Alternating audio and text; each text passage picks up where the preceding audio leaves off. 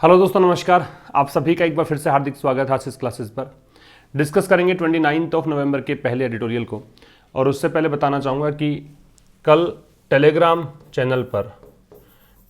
Channel का नाम है आशीष क्लासेज। इस पर आपको लाइफ एक्सप्रेस जो न्यूज़पेपर आता है हर संडे वो प्रोवाइड करवा दिया गया आपको। ठीक है, आशीष क्लासेज टेलीग्राम चैनल का नाम है, डिस्क्रिप्शन में इसका लिंक है, वहाँ से कल का न्यूज़पेपर आप रीड कर सकते हैं। ये जो एप्लीकेशन आशीष क्लासेज, इसका लिंक भी डिस्क्रिप्शन में आपको मिलेगा, या फिर सीधा आप प्ले स्टोर पर जाकर इसे डाउनलोड कर सकते हैं। इस एप्लीकेशन पर बहुत सारे पेड कोर्सेज हैं, उनको आप ज़रूर से विजिट करें। हर पेड कोर्स के पीछे 2-3 डेमो वीडियोज़ भी हैं, वो भी ज़रूर से देखें। तो आज का एडिटोरियल हम स्टार्ट करते हैं। क्वेश्चनेबल क्राइटेरियन इस नाम से एडिटोरियल है। सबसे पहली बात तो देखो, यहाँ पे एक शब्द सीखने लायक है, क्राइटेरियन। ये सिंगुलर फॉर्म में है। इसका बनाएंगे आप प्लूरल तो ये बनेगा क्राइटेरिया। क्या बन जाएगा? क्राइटेरिया। क्राइटेरिया का मतलब होता है मापदंड। ठीक है, और क्वेश्चनेबल एडजेक्टिव है। क्वेश्चनेबल का मतलब है प्रश्न उठाने योग्य, प्रश्न करने योग्य। तो एक ऐसा मापदंड जिस पर प्रश्न उठना लाजमी है, जहाँ से प्रश्न पूछे जा सकते हैं। ठीक है, क्वेश्चनेबल आपका एडजेक्टिव है क्योंकि इसमें एबल एक सफिक्स जुड़ा हुआ है। तो जिन वर्ड्स का एंड एबल से होता है उन्हें आप एडजेक्टिव कह सकते हैं। क्राइटेरियन है वो नाउन है, और फिलहाल क्राइटेरियन जो है वो एक सिंगुलर नाउन है। ठीक है, the questions raised by the supreme court of India. तो सुप्रीम कोर्ट ऑफ इंडिया के द्वारा जो प्रश्न उठाए गए, तो यहाँ पे क्वेश्चंस है सब्जेक्ट। इसकी वर्ब देखिए आगे मिलेगी आपको, जो भी रेड कलर में अंडरलाइंड पार्ट है वो सभी सब्जेक्ट्स हैं। तो क्वेश्चन जो उठाए गए सुप्रीम कोर्ट ऑफ इंडिया के द्वारा किसके बारे में? क्राइटेरिया को लेकर। क्राइटेरिया किस चीज़ का? For identifying the economically weaker sections, EWS। पहचानने के लिए किसको? EWS को। For the purpose of granting reservation, किस लिए? इस उद्देश्य से कि इनको रिजर्वेशन दिया जा सके। आर क्वाइट अपोजिट, ये बिल्कुल उपयुक्त है। ये जो अपोजिट शब्द है इसका मतलब है एप्रोप्रिएट, या फिर आप इसे कहेंगे सूटेबल, उपयुक्त। ठीक है, अब यहां क्वेश्चंस हुआ सब्जेक्ट, इसकी वर्ब यहां पे है आर। अपोजिट है वो एडजेक्टिव है, क्वाइट है वो एडवर्ब है। ठीक है, और सुप्रीम कोर्ट से पहले द लगता है तो ये द है। ये जो रेज है ये एक ट्रांजिटिव वर्ब होती है। रेज के बाद में आपको ऑब्जेक्ट लगाना पड़ता है, जबकि राइज होता है वो इनट्रांजिटिव वर्ब होती है। फिलहाल तो इसको एडजेक्टिव फॉर्म में यूज़ किया गया है, वो प्रश्न जो उठाए गए थे। ठीक है, और पोस्ट एडजेक्टिव के रूप में यूज़ किया गया है, क्योंकि जब नाउन के बाद में एडजेक्टिव लगता है तो उस पर्टिकुलर कैटेगरी को हम संबोधित करते हैं पोस्ड के नाम से। ठीक है भाई, आगे आ जाइए। Faced with sharp questions. Faced with का मतलब है कि मजबूर हो गया, सामना करना पड़ा। तो सामना करना पड़ा तीखे प्रश्नों का, शार्प क्वेश्चंस का। That it could not answer satisfactorily, जिसे कि सरकार, ये इट जो है गवर्नमेंट के लिए आ रहा है, जिसे कि सरकार सही तरीके से, संतुष्टिजनक तरीके से आंसर नहीं कर पाई। द यूनियन गवर्नमेंट, और ऐसा करके केंद्र सरकार जो है उसने क्या किया है? हैज़ ऑब्टेंड, ये इसकी वर्ब हो गई, इसने प्राप्त किया है। टाइम मतलब टाइम ले लिया है। टू रिकंसीडर, वापस से सोचने के लिए। द क्राइटेरिया, किस चीज़ को? मापदंड को, कि जो हमने मापदंड निर्धारित किए हैं क्या वो सही हैं गलत हैं, उसको सोचने के लिए इसने टाइम ले लिया है। स्पेशली, विशेष करके द इनकम नॉर्म, विशेष करके आय संबंधी जो नियम है उसमें। दैट ओनली दोज, कि केवल वो लोग फ्रॉम अ फैमिली, एक परिवार से, with annual income less than 8 lakh rupees, जिसकी जो इनकम है वो 8 लाख रुपए से कम है वार्षिक रूप से, can avail of the 10% reservation, वो 10% रिजर्वेशन प्राप्त कर सकते हैं। ईयरमार्क्ड, ईयरमार्क का मतलब होता है एलोकेट या अलॉट। एलोकेट, या फिर आप इसे कहेंगे अलॉट, जिसे कि आवंटित किया गया है। या फिर इसका एक मतलब ये भी होता है सेट असाइड, जिसको कि पर्टिकुलर एक पर्पज के लिए एक तरफ रख दिया गया है, जिसे कि निर्धारित किया गया है EWS कैटेगरी के लिए। ठीक है, ये तो इसका ट्रांसलेशन था। समझने वाली बात है कि इट है, उसकी वर्ब है वो कुड नॉट आंसर है। कुड यहाँ पे model auxiliary, not adverb of negation. Answer main verb. Satisfactorily यहाँ पे है एडवर्ब। ठीक है, अब द यूनियन गवर्नमेंट है, ये सब्जेक्ट है, तो हैज़ ऑब्टेंड इसकी वर्ब है। अब हैज़ ऑब्टेंड में has helping verb, obtained man verb है। हैज़ के साथ वर्ब की थर्ड फॉर्म लगती है, ये पता ही होगा आपको। ओनली दोज ये सब्जेक्ट हुआ, इसकी वर्ब आपको मिलेगी कहाँ पे, तो यहाँ पे वर्ब है ये वाली। अवेल का मतलब क्या है, लाभ उठाना, ठीक है, gain benefit, gain profit. Year marked यहाँ पे एडजेक्टिव फॉर्म में है क्योंकि रिजर्वेशन नाउन है, ये पोस्ट पोज एडजेक्टिव है, इसका मतलब एलोकेट या अलॉट है, ठीक। और बाकी कुछ खास नहीं था इसके अंदर। वर्ड्स कम मिलेंगे आज के एडिटोरियल में, इतने डिफिकल्ट वर्ड्स यहाँ पे है नहीं। It is now a settled principle, settled का मतलब है स्टैब्लिश्ड, ये सेटल्ड यहाँ पे है, इसका मतलब है यहाँ पे स्टैब्लिश्ड, बिल्कुल स्थापित। अब ये एक स्थापित सिद्धांत है कि दैट कंजंक्शन हो गया। क्वांटिफिएबल डेटा, डेटा मतलब आंकड़े, और आंकड़े कैसे, जिनको आप माप सको, जिनको आप गिन सको, ठीक है, जिनको आप मेजर कर सको, तो ऐसे आंकड़े जिनको आप काउंट कर सकते हो, मेजर कर सकते हो। और प्रूफ या फिर सबूत चाहिए ऑफ ए डिटेल्ड स्टडी, किसका, ऐसी स्टडी का जो डिटेल्ड हो, जो काफ़ी गहराई में हो, आर रिक्वायर्ड, अब ये चीज़ें जो हैं इसकी रिक्वायरमेंट है तो जस्टिफाई, सही ठहराने के लिए। जस्टिफाई का मतलब होता है सही ठहराना, न्यायोचित करार देना। Any category of the reservation, आरक्षण किसी भी कैटेगरी को, एज वेल एज साथ ही द नॉर्म्स, नियमों को, दैट डिटरमिन, कौन से नियम जो कि निर्धारित करते हैं, विच सेक्शन गेट्स इट, कि कौन सा जो वर्ग है उसे प्राप्त करता है, एंड विच डज नॉट, और कौन सा सेक्शन है जो इसे प्राप्त नहीं करता है। इट सब्जेक्ट है, इट की वर्ब इज है। क्वांटिफिएबल डेटा और प्रूफ ऑफ डिटेल्ड स्टडी। अब डेटा यहाँ पे और प्रूफ, अब एक्चुअल में होना तो ये चाहिए था कि यहाँ पे क्वांटिफिएबल डेटा और प्रूफ, तो और के बाद वाला जो शब्द होता है उसको देखकर लगना चाहिए था, फिर तो यहाँ पे ई जाना चाहिए था, लेकिन इसने क्या किया है, क्वांटिफिएबल डेटा को देखकर आर लगा दिया है, ठीक है। होना तो चाहिए एग्जाम के पॉइंट ऑफ व्यू से इज, क्योंकि प्रूफ को देखकर लगना चाहिए था। फिर इसके बाद में दैट रिलेटिव प्रोनाउन है, ये कनेक्ट कर रहा है इस नॉर्म्स को जो कि इसका एंटीसीडेंट है, इसकी verb determine. Which section subject है, इसकी वर्ब है गेट्स, और विच यहाँ पे सब्जेक्ट है, इसकी वर्ब डज नॉट, ठीक। डिफिकल्ट वर्ड कोई था नहीं। क्वांटिफिएबल और सेटल्ड दो शब्द हमने देखे। सेटल्ड का मतलब तो है स्टैब्लिश्ड, और क्वांटिफिएबल का मतलब है जिसे आप काउंट कर सकते हो, जिसे आप मेजर कर सकते हो। तो अब ये एक सेटल्ड प्रिंसिपल है, ये एक बिल्कुल एक स्थापित सिद्धांत है। प्रिंसिपल की एक स्पेलिंग ये भी होती है PRINCIPAL, ये मुख्य के लिए यूज करते हैं, प्रधान, और ये सिद्धांत। तो ये एक बिल्कुल स्थापित सा सिद्धांत बन चुका है कि क्वांटिफिएबल डेटा या फिर प्रूफ जो है डिटेल्ड स्टडी के, उनकी आवश्यकता है, किस लिए, किसी भी रिजर्वेशन कैटेगरी को जस्टिफाई करने के लिए, सही ठहराने के लिए। भी आप किसी कैटेगरी को सही ठहराना चाहते हो कि इस कैटेगरी में हमने जो आरक्षण दे रखा बिल्कुल सही है, तो फिर आपको डेटा देने पड़ेंगे, आपको प्रूफ देना पड़ेगा कि आपने बहुत पढ़ाई की है, इस बारे में अध्ययन किया है, ठीक है। साथ ही नियमों की आवश्यकता है, वो नियम जो कि निर्धारित करते हैं कि कौन सा सेक्टर इसे प्राप्त करेगा और कौन सा सेक्टर ऐसा जो प्राप्त नहीं करेगा।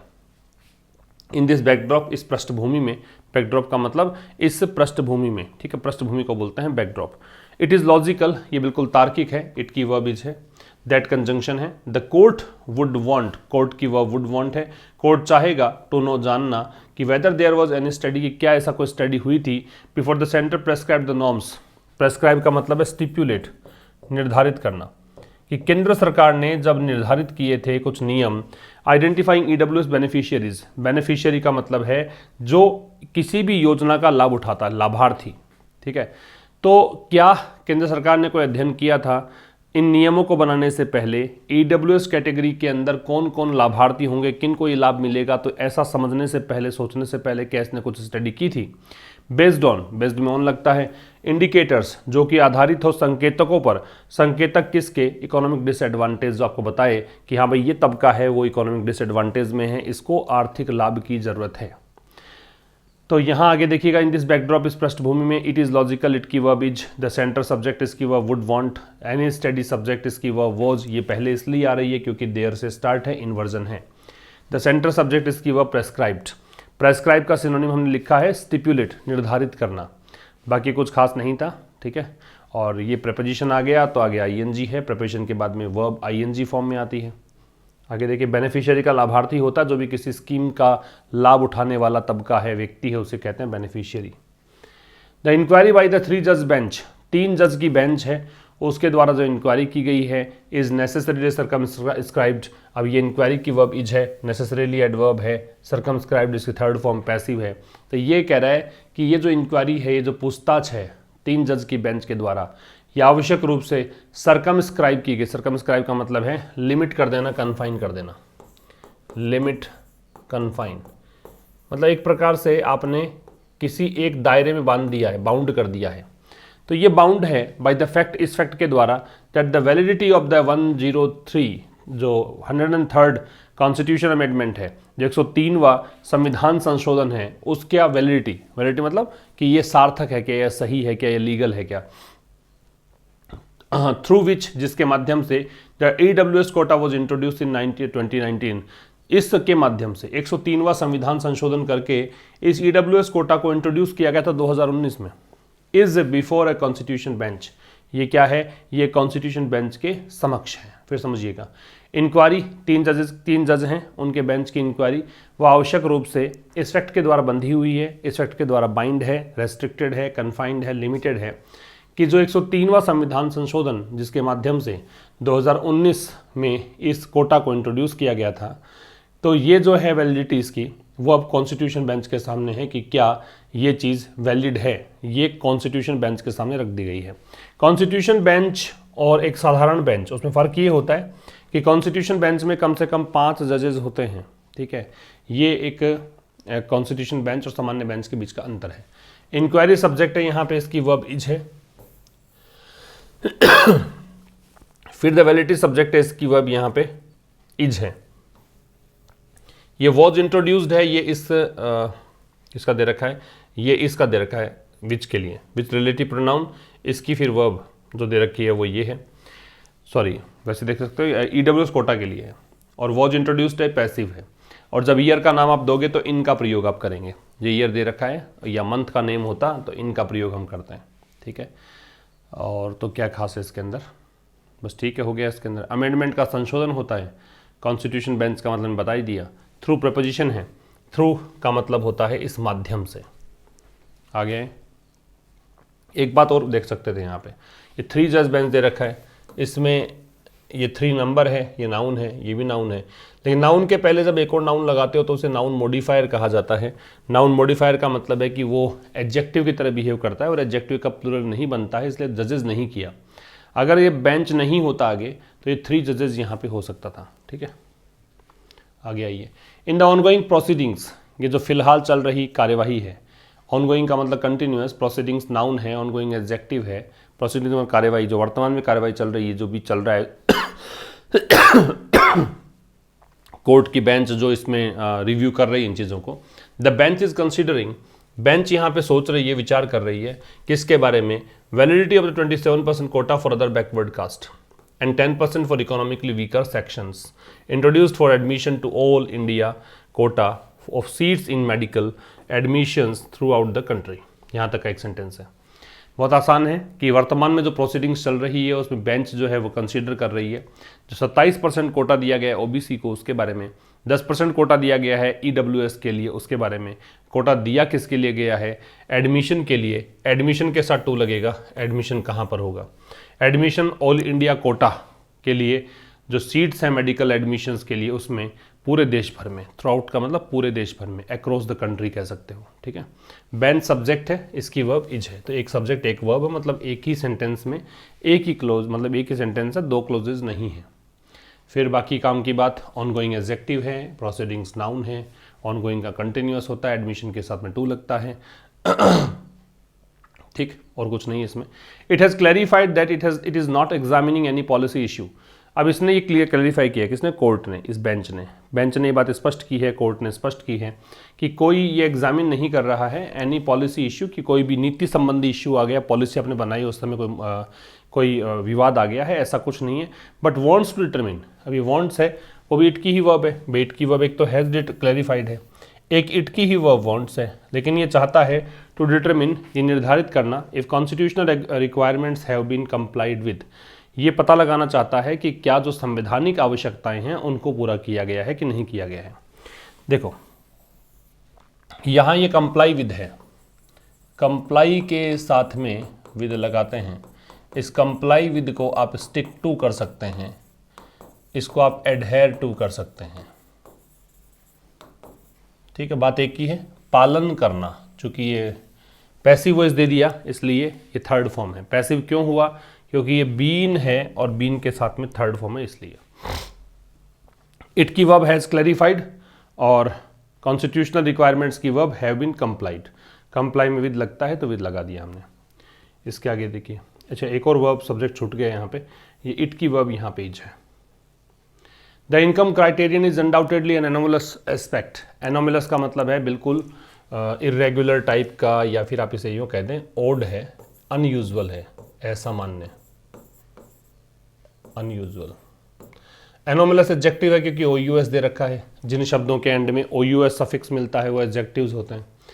तो इनकम क्राइटेरिया जो है, आय संबंधी जो मापदंड है, ये बेशक एक असामान्य सा पहलू है। किसका? AWS कोटा का। ये एक अलग सा पहलू है, ठीक है। तो इनकम क्राइटेरियन सब्जेक्ट हुआ, वर्ब इसकी इज हुई, अनडाउटेडली एडवर्ब है, एंड डिटर्मिनर है, एनोमलस एडजेक्टिव है, एस्पेक्ट है वो यहाँ पे नाउन है, और of the EWS Kota of preparation हो गया, और ये इसका ऑब्जेक्ट आ गया। और EWS कोटा नाउन है इसलिए दे लगा हुआ है, ठीक है। Annual income of 8 lakh rupees is the limit. 8 lakh रुपए वार्षिक आय एक लिमिट है, जिसके परे beyond which N OBC family would fall under the creamy layer. जिसके परे OBC फैमिली अगर कोई है तो वो किसके तहत आती है? क्रीमी लेयर में आती है।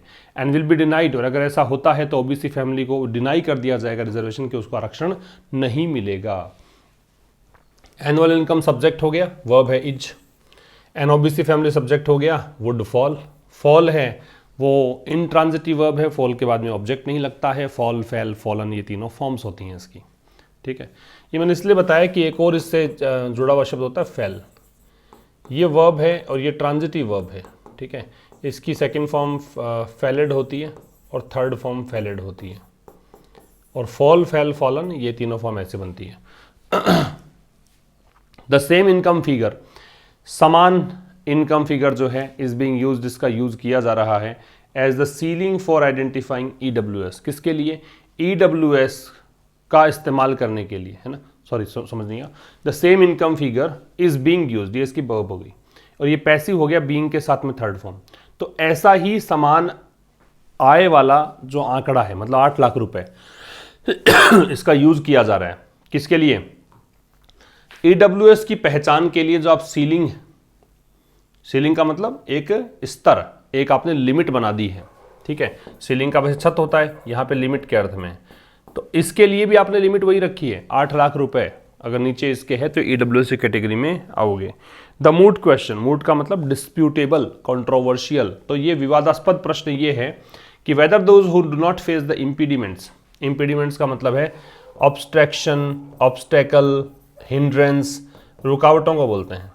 तो क्या यहाँ पे मूड क्वेश्चन ये बनता है कि जो लोग बाधाएं फेस नहीं करते हैं, that come with social and educational backwardness, वो बाधाएं जो आती हैं सामाजिक और शैक्षणिक पिछड़ेपन के चलते, क्या उनको बराबर रखा जा सकता है उन लोगों के जो कि हु डू, जो बाधाएं फेस करते हैं, ठीक है। द मूड क्वेश्चन का सब वर्ब है इज। हु रिलेटिव प्रोनाउन है, दोज के लिए आ रहा है, इसकी वर्ब है do not face. Do helping verb, face man verb.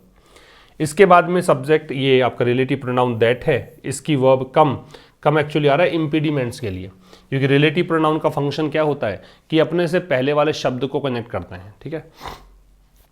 फिर ये हु आ रहा है, ये भी दोज के लिए आ रहा है, डू। अब काम की बात समझना, इसके अंदर एक काम की बात इसमें यह है कि हु से पहले कभी दे या देम नहीं लगाना है आपको। हु अगर रिलेटिव प्रोनाउन के रूप में हो, if who has been used as relative pronoun, then antecedent can not be they और देम। इंस्टेड ऑफ दे और them we have to use those, तो दोज यूज किया जाएगा, दे या देम यूज नहीं किया जाएगा, ठीक है। इक्वेट का मतलब यहाँ पे समान रखना है, किसी चीज़ सिमिलैरिटी स्थापित करना है, ठीक है। तो प्रश्न ये बनता है कि क्या वो लोग जो कि बाधाएं फेस नहीं करते हैं शैक्षणिक और सामाजिक पिछड़ेपन के कारण, तो क्या उनको बराबर रखा जा सकता है उन लोगों के जो कि ऐसा फेस करते हैं, बाधाएं फेस करते हैं। हाउएवर, हालांकि the current proceedings will only decide the validity of OBC, जो वर्तमान में प्रक्रिया है वो केवल ये तय करेगी कि OBC और EWS रिजर्वेशन जो है क्या वो वैलिड हैं इन एडमिशंस अंडर द AIQ। किसमें? एडमिशंस के लिए। एडमिशन किसके तहत? ऑल इंडिया कोटा के तहत, AIQ all India quota. How ever adversative conjunction adverb दोनों होते हैं, विरोधाभासी बातों के लिए यूज किया जाता है। जो पहले हमने यूज किया है उसका बिल्कुल विपरीत अगर चीज़ों को आप डिनोट करना चाहते हैं then only we can use however. The current proceeding subject will और डिसाइड इसकी वर्ब ओनली यहाँ पे एडवर्ब। हालांकि जो करंट प्रोसीडिंग है, वर्तमान जो प्रक्रिया है, तो will only decide the validity of OBC, ये डिसाइड करेगा किस चीज़ को, ओबीसी और ईडब्ल्यूएस रिजर्वेशन की वैलिडिटी को, किसमें, एआईक्यू के तहत एडमिशंस में। इट मस्ट बी नोटेड, इस बात को जरूर से नोट किया जाना चाहिए, ये पैसिव हो गया, दैट की the introduction of OBC quota in AIQ, कि एआईक्यू में ओबीसी कोटा को जो आपने शुरू किया था, इंट्रोडक्शन किया था, brings the admission norms in line with prevailing policy.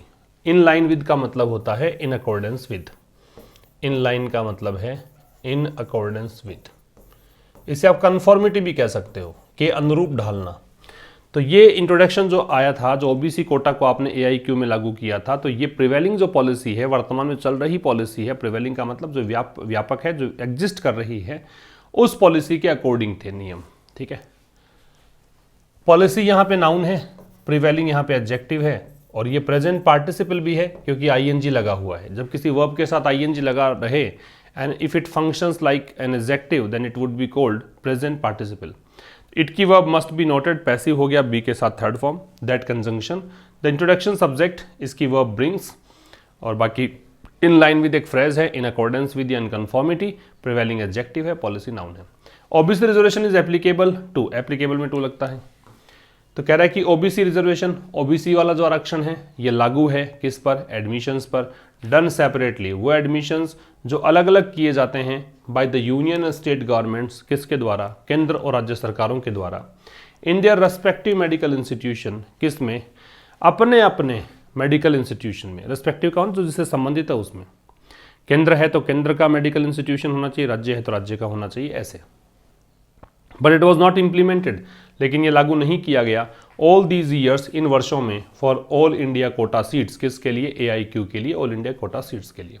OBC reservation subject है, इज वर्ब है, एप्लीकेबल एडजेक्टिव है, कॉम्प्लीमेंट है, एप्लीकेबल में टू लग गया, टू का ऑब्जेक्ट है, चूंकि प्रिपरेशन है तो ऑब्जेक्ट लगेगा, तो एडमिशंस इसका ऑब्जेक्ट है। इसके बाद में इट यहाँ पे सब्जेक्ट है तो वॉज इसकी वर्ब है, ठीक है, और नॉट इम्प्लीमेंटेड तो वॉज के साथ थर्ड फॉर्म तो पैसिव है, बाकी कुछ खास नहीं था इसके अंदर। This pool is formed, pool का मतलब ये जो एक आपने समूह बनाया है, पूल का मतलब समूह होता है कि आपने बना दिया कि भाई इतना इस कैटेगरी में इतने ये आरक्षण मिलने वाला है, तो ये जो पूल है ये फॉर्म किया गया है by the surrender of 15% of under graduate seats and 50% of the PG seats by the states, क्योंकि इसमें स्टेट्स ने सरेंडर किए हैं 15% तो अंडर ग्रेजुएट सीट्स को और 50% पीजी सीट्स को, तब जाके ये पूल बन पाया है। पूल की वर्ब है इज फॉर्म्ड, पैसिव है। The absence of OBC quota in this category, इस कैटेगरी में ओबीसी कोटा का नहीं होना जो है, वॉज एन एनोमली, ये एक इरेगुलरिटी था। एनोमली का मतलब है इरेगुलरिटी, ये एक अनियमितता था, ये एक विचित्र सी बात थी, that has now been rectified, जिसे कि अब बिल्कुल ठीक कर दिया गया है। रेक्टिफाई का मतलब होता है करेक्ट करना, ठीक करना। तो कह रहा है कि भाई ओबीसी कोटा का इस कैटेगरी में नहीं होना एक अनियमितता थी, एक विचित्रता थी, जिसे कि अब ठीक कर दिया गया, पैसिव हो गया। दैट इसके लिए आ गया, इसके लिए आ गया तो हैज़ आ गया, नाउ एडवर्ब ऑफ टाइम हो गया, हैज के साथ बीन प्लस थर्ड फॉर्म, ये पैसिव का स्ट्रक्चर बन गया। द लार्जर इश्यू, इससे भी बड़ा मुद्दा क्या है, दैट रिमेन्स इज, वो जो मुद्दा जो बना हुआ है, दैट यहाँ पे किसके लिए आ रहा है, इस इश्यू के लिए। तो इससे भी बड़ा मुद्दा जो बना हुआ है वो ये है कि whether reservation can be treated as a poverty alleviation measure, कि क्या आरक्षण को ट्रीट किया जा सकता है गरीबी कम करने के एक कदम के रूप में। पॉवर्टी गरीबी, एलिविएशन मिटिगेशन होता है, कम करने का प्रोसेस होता है, एलिविएशन मिटिगेशन, मेजर एक कह सकते हो स्टेप है ना, मापदंड। तो कह रहा है कि इससे बड़ा मुद्दा ये है जो बना हुआ है, दैट यहाँ पे इश्यू के लिए आ गया, रिमेंस इसकी वर्ब आ गई, वो ये है कि भाई रिजर्वेशन को ट्रीट किया जा सकता है क्या गरीबी को कम करने वाले मेजर के रूप में, कदम के रूप में, and those not well of, well of का मतलब है रिच, और वो लोग जो अमीर नहीं हैं but belonging to socially advanced communities, लेकिन वो सामाजिक रूप से जो उच्च तबका है, एडवांस तबका है, उससे संबंधित है, तो क्या उनको दिया जा सकता है a share of the reservation pie, pie का मतलब भी हिस्सा होता है, पार्ट होता है, तो आरक्षण का जो एक पार्ट है, आरक्षण के लिए जो आपने एक व्यवस्था की हुई है, क्या उसमें से कुछ हिस्सा उनको दिया जा सकता है? तो यहाँ पे subject relative pronoun that, larger issue इसका एंटेसिडेंट, इसकी वर्ब ये, और the larger issue that remains, और लार्जर इशू को देखकर यहाँ पे इज द ही रखा है, ये है, ठीक है। रिमेन्स के लिए ये रिमेन्स इसकी वर्ब है, इस इश्यू के लिए दैट के अनुसार रिमेन्स वर्ब है, लार्जर इश्यू की वर्ब इज है, रिजर्वेशन की वर्ब है कैन बी ट्रीटेड पैसिव है, ठीक है। और वेल ऑफ का मतलब रीच होता है। दोज के लिए यहाँ पे आ रहा है क्या, दोज के लिए कैन बी गिवन, ये इसका वर्ब है। The constitution bench should resolve this question early, तो कॉन्स्टिट्यूशन बेंच है उसको इस प्रश्न को जल्द से जल्द क्या करना चाहिए, सॉर्ट आउट करना चाहिए। रिजॉल्व है, रिजॉल्व का मतलब है सॉर्ट आउट, सुलझाना, सॉल्व करना, ठीक है भाई। तो ये था आपके इस एडिटोरियल में। अब बात करेंगे कल एक नए सेशन की, तब तक के लिए नमस्कार, थैंक यू वेरी मच।